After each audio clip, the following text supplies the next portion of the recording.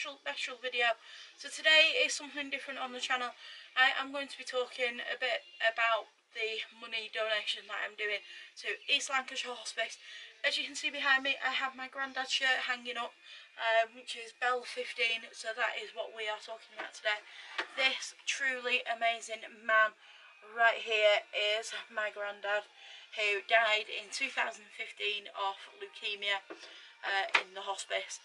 Now, a lot of people are aware that we bought the Blackburn Rovers ladies flag, so a massive thank you to everybody who has done that. So this is part 2 of the video, where we are donating the final amount of money to East Lancashire Hospice on Sunday the 5th of May 2019, around about 10 o'clock I think it was that I'm meeting people. So I just kind of wanted to give a background detail of what we've been through as a family, and of course if anybody out there is suffering with cancer or anything like that, you know, please feel free to email me or anything like that if you do want to talk. Of course we've been in this situation with my Grandad, so I can't say I know how you feel because every cancer is different, but I am, you know, really here if anybody does need me. So going on to my Grandad, Malcolm Bell. First of all, the big achievement is he's a war hero. I will try and leave the picture inserted now, and then you can see him in his awesome uniform from the war, which is an absolute credit to him, you know, surviving that. God bless him. So yeah, so we got the devastating news back in 2014. We were told it was leukemia to start off with, and then having gone through chemotherapy and medication and blood transfusions, we were then told it was in his blood, which then spread to his bone marrow and all his bones, which then became bone cancer towards the end of his life. Originally, with the treatment that we were given, he was given 4 to 6 months to live. Hopefully with the treatment working, it'd be 6 months. If the treatment didn't work, we'll be looking as little as 4 months of, you know, having this amazing man around us. Luckily he actually passed that and went on to live for a full year, where we just made memories. We went on holiday, you know, when he was well enough, things like that. We just really enjoyed the family time. Of course, the first time he was admitted into hospital, we were told the cancer had spread to his organs as well as his bones, so of course that was devastating.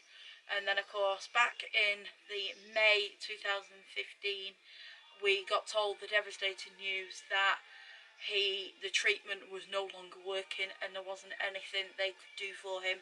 So that was when the amazing hospice got in contact with us and offered us a bed down there, which was really nice. Such a respectful place, you know. Credit to everybody who works there. If you do watch this video, you're an absolute inspiration. You know, the aftercare, the care whilst he was in the hospice was just absolutely phenomenal. So he was there for a week to 2 weeks before, unfortunately, on the 1st of September 2015 he actually passed away at 2:20 in the morning, I think it was.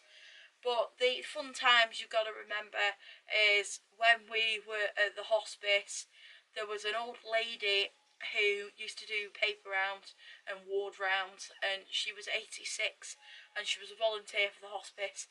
And I remember one morning my Grandad wanted a paper and we got a paper, and he thought she'd left the room, he wasn't fully with it, and the words he said were, "God, that woman needs my bed more than me, and I'm the one who's not suffering as much as her." And it was just so typical of Grandad, making these banter jokes and everything like that. It was crazy in the time that you were also saying goodbye to a loved one. And of course the few days building up to the day where he passed, Jack, God bless him, our dog, he went and said bye to Grandad, which was really nice, because that was really the only day or two that he was awake and knew everybody, because towards the end he kind of just went into a coma, and where he sadly took his last breath on the beginning of September. This is so hard to record, but I'm doing it. But no, the night before we actually slept on a bed. We all came over, the family came over, everyone was prepared to say bye to him. And we left him that night, and then we were all asleep at home, and that's when we got the phone call to say, you know, you all need to come down now. We think it's the last couple of hours if you want to come and say bye to him, basically. So we all rushed down to be by his bedside. And of course, just as we got there, he passed away. So we didn't actually be there for when he died. The hospice the hospice lady who he knew was there when he took his last breath, and not us. So I really regret that. You know, I really regret not being there and saying bye to him properly. But that's the reason why I wanted to do this money to the hospice, because it's so close to my heart, and you know, in Grandad's memory, he deserves it as well, because he was such an amazing man. You know, he got me through my depression, he got me through my suicide, he got me through my driving test as well, and my practical, and of course going to Rovers with him as well. You know, being a big Blackburn fan, it was just, all the memories will never ever go away. I'll always cherish them. So that kind of is a little bit about my granddad and the story. And of course, obviously, without you guys out there donating 50p to £50 to £20, obviously I wouldn't be able to go to the hospice on Sunday and say, look, here's a donation.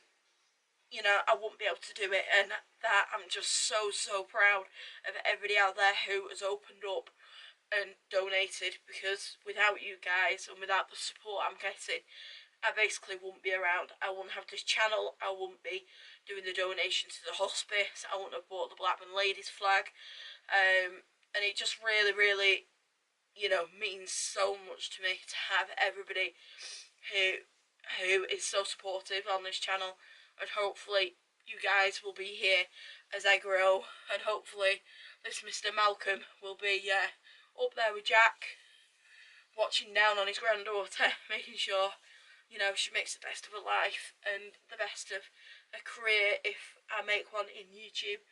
So yeah, so that is basically the story about Grandad.